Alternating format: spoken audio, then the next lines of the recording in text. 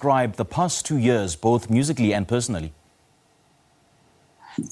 They've been hectic because we had COVID-19. Yeah. But it's amazing that when you look on the flip side, we had time to really sit down and reflect and really dig deep down into our spirits and our hearts and really think what we're going to be doing after COVID-19.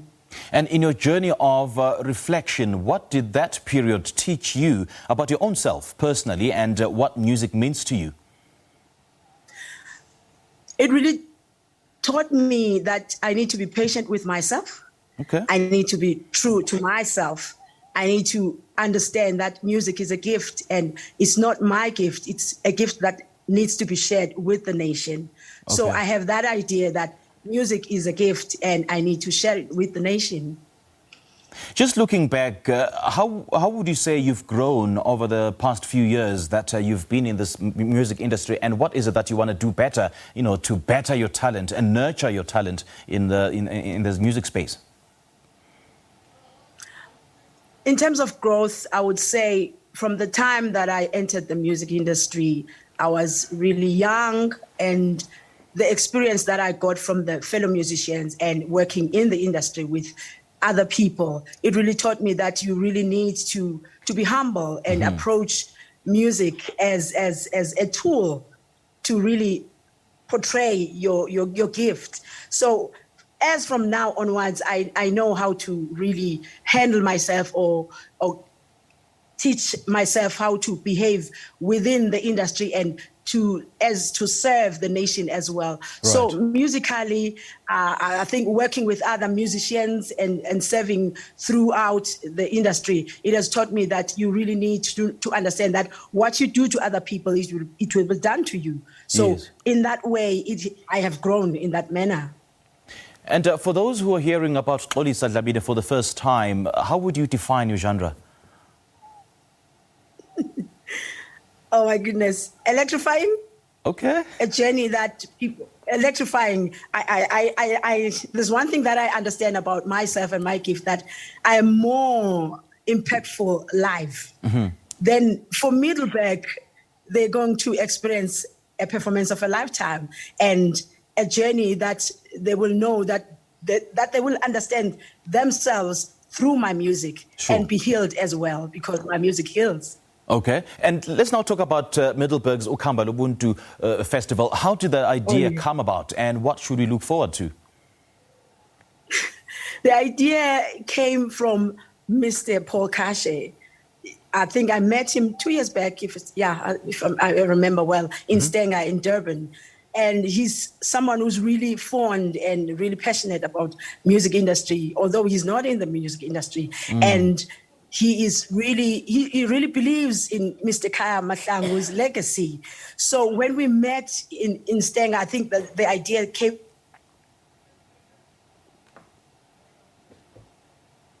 Oli, we're losing you.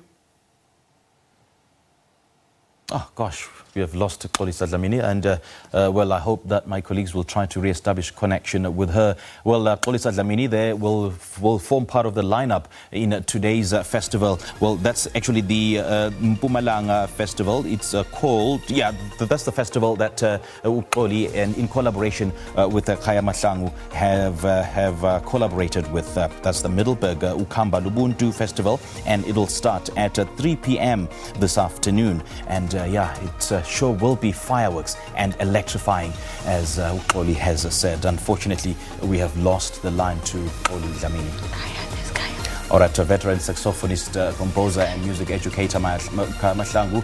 Well, we are hoping to speak to him about his performance in Middleburg this afternoon at Jazz at Ukhamba Lobuntu, starting at 3 p.m. We just spoke to Eastern Cape-born artist Xolisa Dlamini, who will also be forming part of the lineup.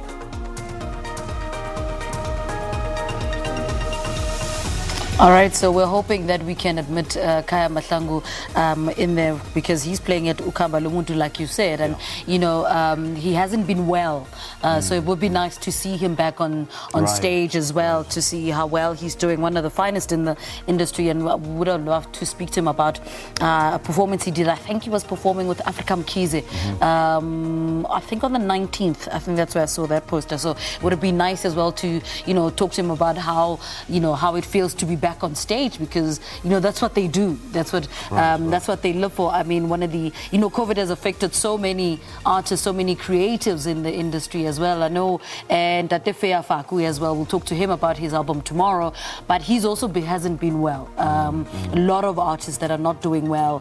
He's releasing 2 albums all in one go. I think he's just said, you know what, go big or go home. But on the bright side, I suppose COVID-19 enabled an opportunity for them to reflect and to produce more music, more and more music. And yeah, that hiatus, that 2-year hiatus, especially for artists, it really, gave them an opportunity to look back, to reflect. Some even decided on the change of genre, change of style, musical style. So yeah, on the bright side, it did have positive spin-offs for some of the artists. And I love the fact that the country's open now. Live music is back. Oh yes. This is what we live for, live music, live jazz music, because it's been 2 years. The past years have been hard.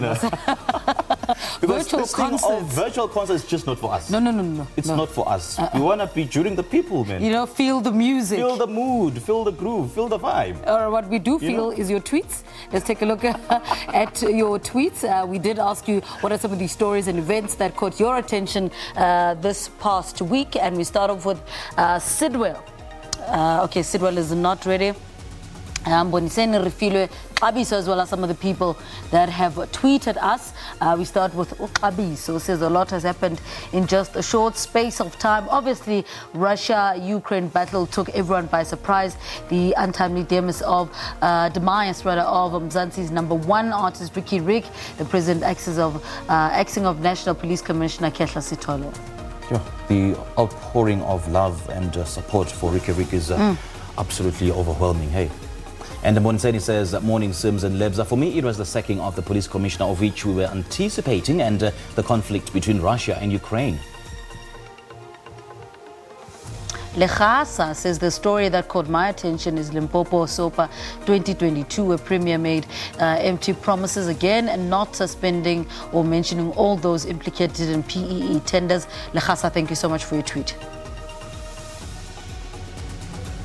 Colin says the sudden firing of the National Commissioner Khehla Sitole by Cyril Ramaphosa, when he should be doing so with his non-performing cabinet. No, he won't do that, because that will scupper his chances of securing the second term as president, because he's more interested in power than anything.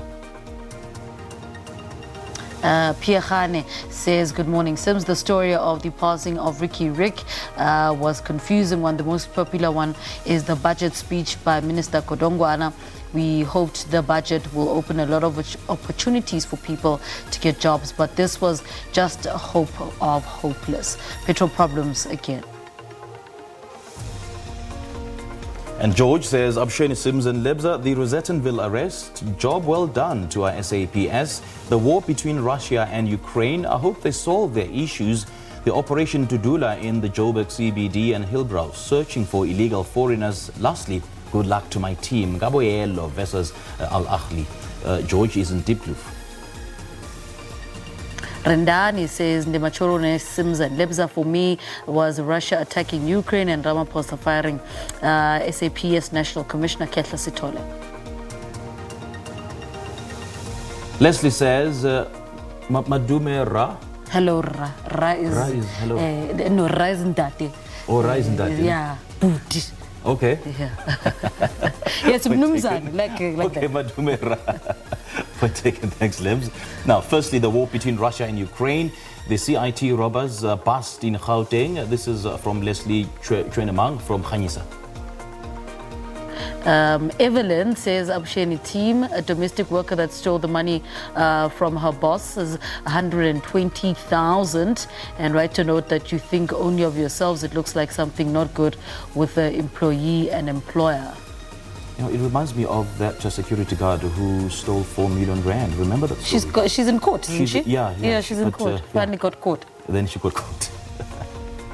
Anyway, Chill Source KTN says Museveni, who claims to have a strong army on the African continent, not to send troops to help our brothers and sisters in Kiev, but tomorrow he will be terrorizing streets with his show-off. Do you think that 120,000 was like under matrase or something?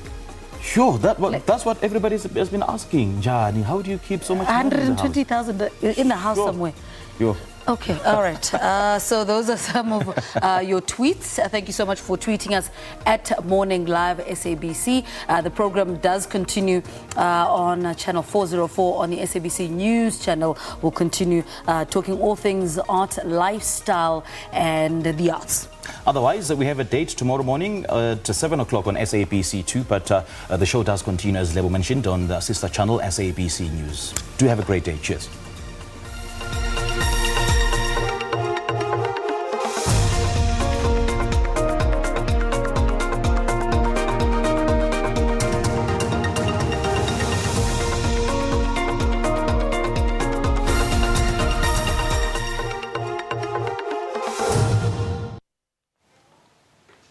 .30 time for news headlines. A very good morning to you. Fighting is raging on across Ukraine on day 3 of Russia's invasion.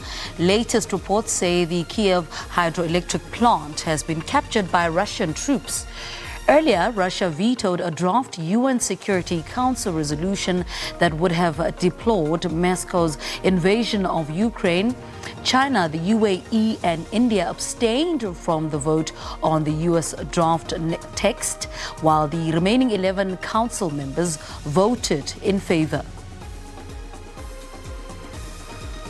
South Africa has recorded another 2,111 cases of COVID-19, 127 new COVID-19